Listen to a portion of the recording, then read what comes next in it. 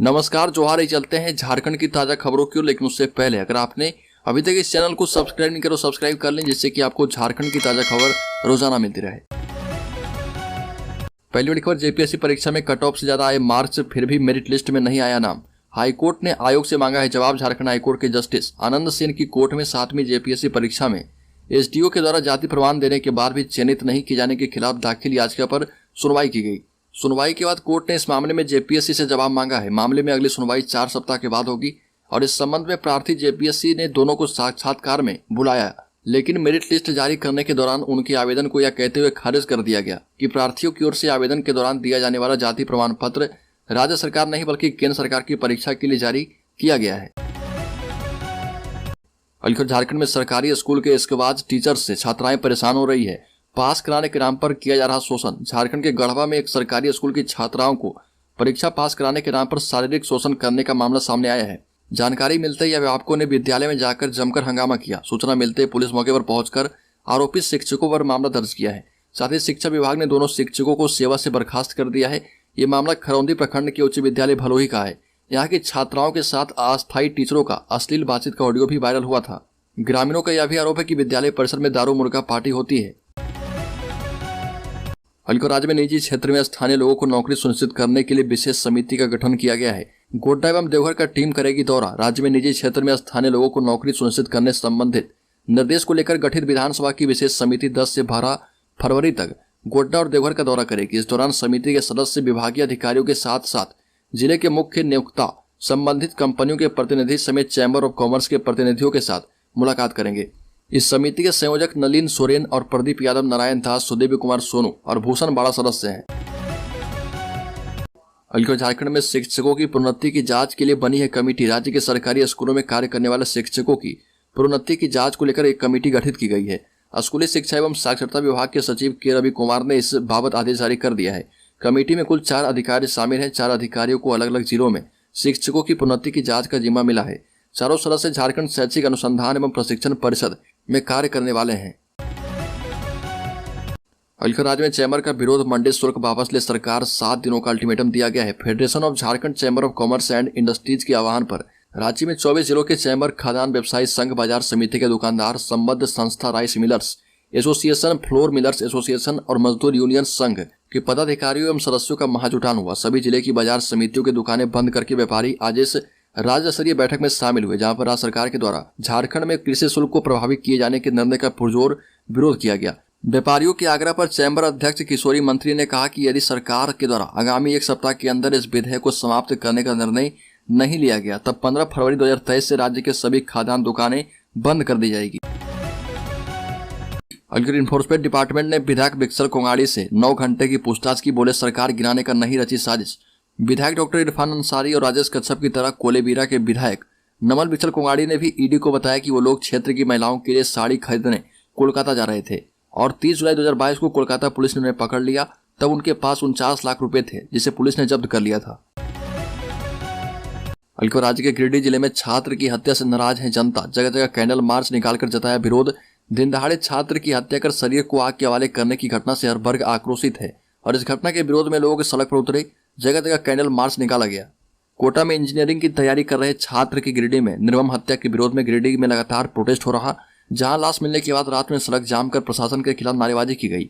वहीं प्रदर्शन का सिलसिला जारी रहा। आपको बता दें कि शहर में अखिल भारतीय विद्यार्थी परिषद के द्वारा कैंडल मार्च निकाला गया। इस दौरान छात्रों ने सरकार से लेकर प्रशासन के खिलाफ खूब नारेबाजी की। टावर चौक पर मृतक विशाल सिंह की तस्वीर रखकर कैंडल जलाया गया और यहाँ पर 2 मिनट का मौन धारण कर मृतक को श्रद्धांजलि दी गई। इस दौरान छात्रों ने कहा कि दिन दहाड़े छात्र की हत्या कर दी गई है और ये बताता है कि किस तरह अपराधी बेलगाम हो गए। जिस तरह हत्या कर विशाल के शव को जलाया गया, वो अपराधियों की क्रूरता को दर्शाता है। रामगढ़ के उपचुनाव के मैदान में बचे हैं 18 प्रत्याशी। स्क्रूटनी में 2 उम्मीदवारों का नामांकन हुआ रद्द।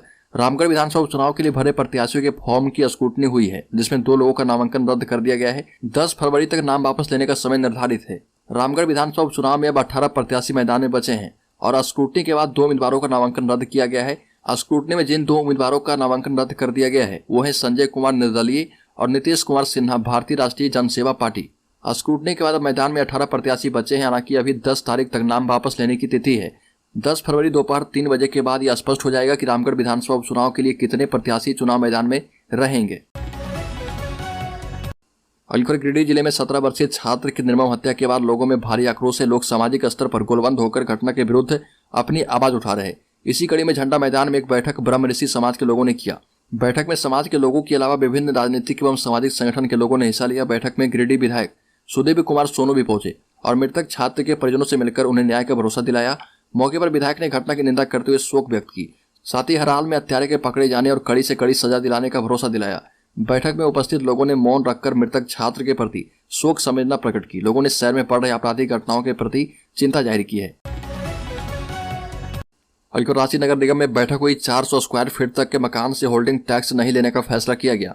रांची नगर निगम में बैठक में 13 प्रस्ताव पर सहमति बनी है। बैठक की अध्यक्षता उप महापौर संजीव विजयवर्गीय ने की। बैठक में सर्वसम्मति से प्रत्येक महीने के दूसरे सप्ताह में बैठक करने का फैसला किया गया। बैठक में शहर में अवस्थित 400 स्क्वायर फीट तक के मकान से होल्डिंग टैक्स नहीं लेने के प्रस्ताव को मंजूरी दी गई और यह भी कहा गया कि होल्डिंग टैक्स से संबंधित किसी भी तरह की शिकायत आती है तो उसका 1 महीने के अंदर निष्पादन किया जाएगा। सभी सामुदायिक भवनों का स्वामित्व रांची नगर निगम को लेने का प्रस्ताव भी स्वीकृत किया गया है। तय किया गया कि 15 दिन के अंदर लालपुर स्थित डिस्टिलरी पुल के पास नवनिर्मित वेंडर मार्केट में 15 दिन के अंदर वेंडरों को जगह दी जाएगी। अलवर धनबाद नगर निगम कार्यालय में नगर आयुक्त पर हमले के खिलाफ निगम के 1500 से अधिक कर्मी हड़ताल पर चले गए हैं। निगम कर्मियों की हड़ताल से शहर की सफाई व्यवस्था ठप पड़ गई है। निगम कर्मी इस बात पर अड़े हैं कि जब तक नगर आयुक्त पर हमला करने वाले नामजद लोगों पर कार्रवाई नहीं होगी, काम ठप रहेगा। हालांकि नगर आयुक्त ने हड़ताल पर बैठे कर्मियों से मिलकर अपील करते हुए कहा कि शहर की सफाई आवश्यक है। ऐसे में सभी हड़ताल खत्म करते हुए काम पर लौटे। नगर आयुक्त की अपील के बाद भी निगम कर्मी काम करने को तैयार नहीं थे। अलवर आदिवासी सिंगल अभियान के केंद्रीय संयोजक बीमो मुर्मू की अध्यक्षता में करंटी सेगरगढ़ में बैठक हुई और इसमें सेंगेल ने एकता मंच पर सवाल खड़ा करते हुए कहा कि कुर्मी को आदिवासी बनाने की मांग की जा रही है, जो कि असली आदिवासियों के लिए फांसी के फंदे के समान है। कुर्मी को अनुसूचित जनजाति में शामिल करने की अनुशंसा झारखंड मुक्ति मोर्चा और कांग्रेस ने 8 अगस्त 2022 को की है। केंद्र की भाजपा सरकार कुर्मी का समर्थन करती तो 1 महीने पहले एसटी सूची में शामिल किए गए करीब 12 जातियों के साथ कुर्मी भी उसमें शामिल हो जाता। झारखंड मुक्ति मोर्चा एवं कांग्रेस विरोध एवं समर्थन की राजनीति करती है। सरकार के सहयोग से कुर्मी एसटी बन सकते हैं। हालांकि आदिवासी सिंगल अभियान ने कहा कि कुर्मी को एसटी का दर्जा दिलाने वाले पार्टियों का विरोध किया जाएगा। साथ ही कुर्मी समाज को एसटी में शामिल करने का हर स्तर पर विरोध किया जाएगा। 5 मार्च को इस संबंध में सेंगेल ने रांची में रैली का आयोजन किया है।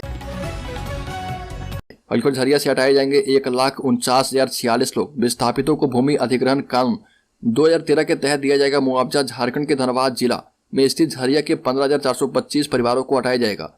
विस्थापित होने वाले परिवारों को भूमि अधिग्रहण कानून 2013 के तहत मुआवजा का भुगतान किया जाएगा। केंद्रीय कैबिनेट सचिव की अध्यक्षता में बैठक में झरिया मास्टर प्लान के क्रियान्वयन को मंजूरी दी गई है।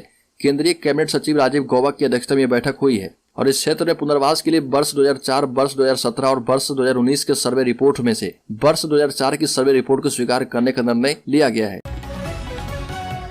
अलवर सिमडेगा की 13 साल की बच्ची को बंधक बनाकर हरियाणा में कराया जा रहा था काम। हेमंत सोरेन ने कहा कि कार्रवाई करें। झारखंड के सिमडेगा जिला की एक नाबालिग बच्ची को हरियाणा से मुक्त कराया गया है। गुरुग्राम में उससे अमानवीय तरीके से काम करवाया जा रहा था। 13 साल की इस बच्ची को एक दंपति ने बंधक बनाकर रखा था और उससे अमानवीय व्यवहार हो रहा था। बच्ची को मुक्त करवा लिया गया है और उसे अब उसके परिवार से मिलाने की व्यवस्था की जा रही है। सूचना मिलने के बाद मुख्यमंत्री हेमंत सोरेन ने दोषी लोगों के खिलाफ सख्त कार्रवाई करने का आदेश पुलिस को दिया है और मुख्यमंत्री हेमंत सोरेन ने ट्विटर पर झारखंड पुलिस को टैग करते हुए लिखा है कि इस मामले में FIR दर्ज कर सख्त कार्रवाई करें और इसकी सूचना दें। सीएम ने कहा कि जानकारी के मुताबिक बिटिया सिमडेगा से है और इसलिए सिमडेगा के उपायुक्त से कहा गया कि बिटिया को चिकित्सा सुविधा उपलब्ध करवाते हुए उसकी राज्य वापसी सुनिश्चित करें।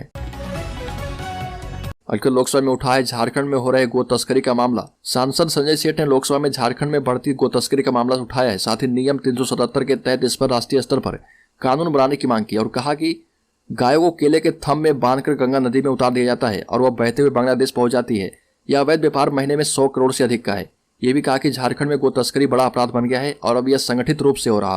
पहले अंतर्राज्यीय था और अब यह अंतर्राष्ट्रीय हो चुका है। यहाँ गो तस्करों के हौसले इतने बुलंद है कि उसका विरोध करने वालों को जिंदा जला दिया जाता है एवं गाड़ी से कुचलकर दरोगा की हत्या भी कर दी जाती है। अलवर केजरीवाल जासूसी प्रकरण झारखंड तक पहुंची है आंच। बाबूलाल मरांडी ने सीएम हेमंत सोरेन पर लगाए गंभीर आरोप। दिल्ली के मुख्यमंत्री अरविंद केजरीवाल पर विपक्ष के नेताओं की जासूसी कराने का आरोप लगने के बाद अब झारखंड में बीजेपी विधायक दल के नेता बाबूलाल मरांडी ने भी प्रदेश की मौजूदा सरकार पर गंभीर आरोप लगाए। बाबूलाल मरांडी ने दिल्ली के जासूसी प्रकरण का हवाला देते हुए कहा कि झारखंड में भी कुछ ऐसा ही किया जा रहा। आरोप लगाया कि प्रदेश में विरोधियों की आवाज दबाने और गवाहों को प्रभावित करने के लिए साजिश की जा रही है। बाबूलाल मरांडी ने केजरीवाल जासूसी प्रकरण से जुड़ी मीडिया रिपोर्ट्स को अपने आधिकारिक सोशल मीडिया अकाउंट से शेयर करते हुए लिखा है कि झारखंड में भी कुछ ऐसा ही किया जा रहा। विरोधियों की आवाज दबाने एवं उच्च स्तरीय जांच और गवाहों को प्रभावित करने के लिए कुछ अधिकारियों की मिलीभगत से नियम विरुद्ध जासूसी, षड्यंत्र एवं साजिश कराया जा रहा। भारत सरकार की एजेंसियों को इसकी जांच एवं कार्रवाई करनी चाहिए। अलीगढ़ झारखंड के सरकारी स्कूलों में बायोमेट्रिक हाजिरी नहीं बनाने वाले शिक्षकों को जनवरी का वेतन और मानदेय नहीं मिलेगा। स्कूली शिक्षा एवं साक्षरता विभाग ने सभी जिलों से बायोमेट्रिक हाजिरी बनाने वाले और नहीं बनाने वाले शिक्षकों की रिपोर्ट मांगी है। इसी रिपोर्ट के आधार पर जनवरी महीने का वेतन दिया जाएगा। शिक्षा विभाग ने दिसंबर 2022 में सभी जिलों एवं शिक्षकों को निर्देश दे दिया था कि बायोमेट्रिक हाजिरी नहीं बनाने वाले शिक्षकों को वेतन नहीं मिलेगा। स्कूली शिक्षा एवं साक्षरता विभाग के अंतर्गत राज्य के सरकारी शिक्षक एवं पारा शिक्षकों को मिलाकर कुल 1,15,495 शिक्षक कार्य कर रहे। जनवरी के पहले सप्ताह तक इनमें से 1,04,895 शिक्षक की बायोमेट्रिक हाजिरी बना रहे थे। करीब 10,600 शिक्षक बायोमेट्रिक हाजिरी नहीं बना रहे थे। शिक्षा विभाग ने ऐसे शिक्षकों को रिमाइंडर भेजा था और बायोमेट्रिक हाजिरी नहीं बनाने पर वेतन भुगतान नहीं किए जाने की चेतावनी भी जारी की थी। अलीगढ़ नियोजन नीति पर दीपक प्रकाश का बड़ा बयान, सरकार पर लगाए वादा खिलाफी का आरोप। भाजपा प्रदेश अध्यक्ष दीपक प्रकाश ने मुख्यमंत्री हेमंत सोरेन से जल्द नियोजन नीति बनाने की मांग की है। और दीपक प्रकाश ने कहा कि हेमंत सरकार 30 लाख बेरोजगार नौजवानों के भविष्य के साथ खिलवाड़ कर रही है। सरकार में शामिल महागठबंधन वादा खिलाफी का रिकॉर्ड बनाने में जुटी है। दीपक प्रकाश ने कहा कि 5 लाख युवाओं को प्रतिवर्ष नौकरी नहीं तो बेरोजगारी भत्ता और नहीं तो इस्तीफा देने की बात करने वाले लोग आज रोजगार देने की बजाय रोजगार छीन रहे। और ये सरकार 3 वर्ष में सिर्फ 357 लोगों को नौकरी देकर अपना पीठ थपथपा रही।